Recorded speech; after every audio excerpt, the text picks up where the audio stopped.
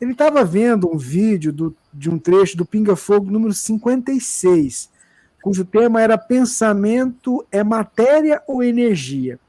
E o Elahá relata sobre a tentativa de assassinato de um marido para se livrar de uma esposa, que foi impedido pelos mentores no último instante.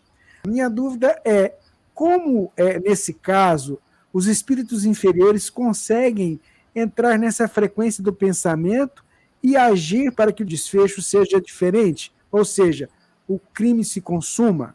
Como devemos agir nesse caso para que esses espíritos não entrem nessa mesma sintonia? O pensamento, ele não é nem positivo e ele não é negativo, ele é uma força da natureza. E quando a gente pensa continuamente uma mesma ideia, e essa ideia é um plano como esse que a gente citou, que, se eu não me engano, é o capítulo 14 da obra Ação e Reação, chamado Resgate Interrompido, um caso de Marcela e Ildeu, se eu bem me lembro. O que vai acontecer nesse caso? Ele pensa tanto como vai matar a mulher, que ele acaba criando o espaço onde o crime vai acontecer.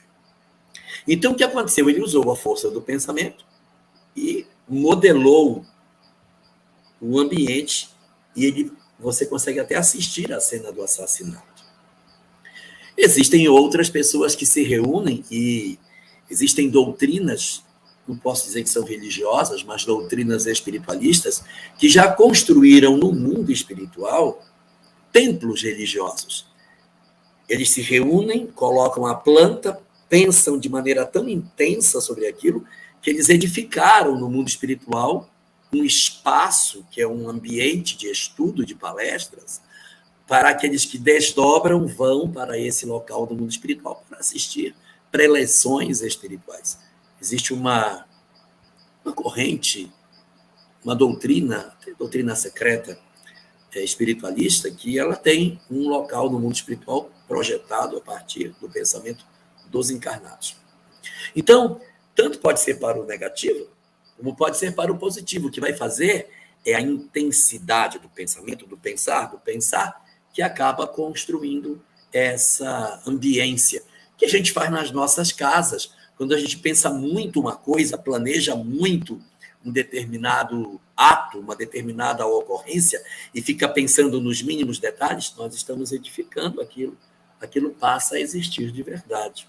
E a gente pode até sonhar e, no sonho, visitar esse ambiente que nós criamos, tanto positivo como negativo. Planejo minha casa, eu sonho tanto com ela, que eu acabo desenhando essa casa no mundo espiritual. Bom, mas não foi isso que você perguntou. Você perguntou sobre os espíritos perversos interferirem nesse processo, uma vez que na história que eu contei, os espíritos benfeitores é que se inseriram impedindo o crime, aproveitando a própria cena criada por Ildeu. Muito bem. Como fazer que os espíritos inferiores não façam a mesma coisa? Não perdendo a sintonia com os bons, porque o pensamento é o pensamento. Nossas residências, nossos lares, eles estão sujeitos aos nossos pensamentos, dos nossos filhos, dos nossos cônjuges e daquelas pessoas que conosco vivem. Pessoas problemáticas, elas atraem energias ruins que ficam como que densificando o ambiente doméstico, ao mesmo tempo em que existem circunstâncias em que essas entidades perversas, elas podem, de repente, até modelar espaços na casa em que construções negativas acontecem.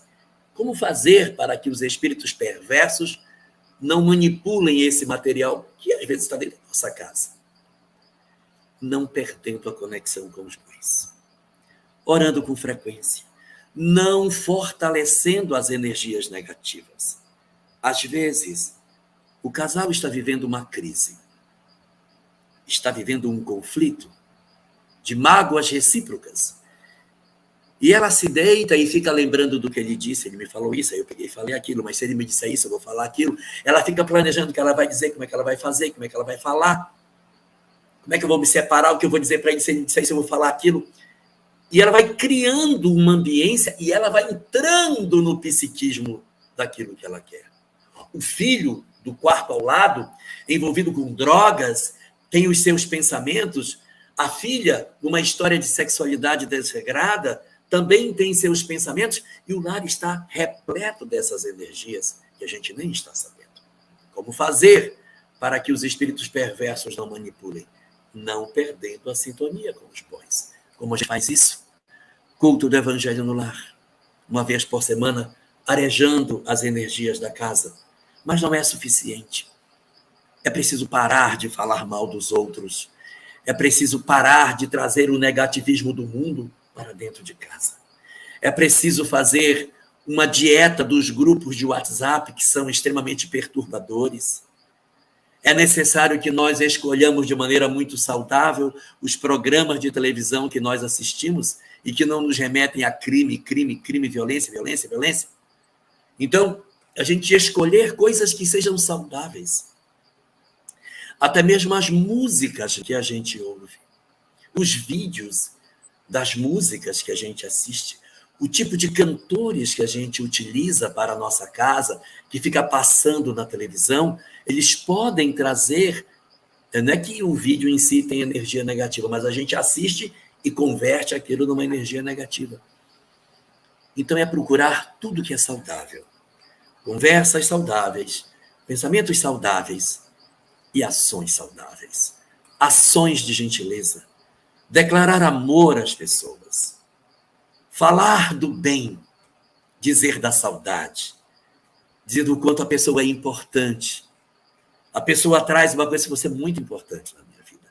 Encher o ambiente com as rosas da gentileza, com as rosas da gratidão, é o melhor antídoto contra o mal. Porque, segundo a doutrina espírita, não existem amuletos, não existem nenhum tipo de instrumentos exteriores que possam promover o afastamento dos espíritos maus, senão o próprio pensamento da criatura humana. Pense por aí e você encontrará a chave para a solução do problema.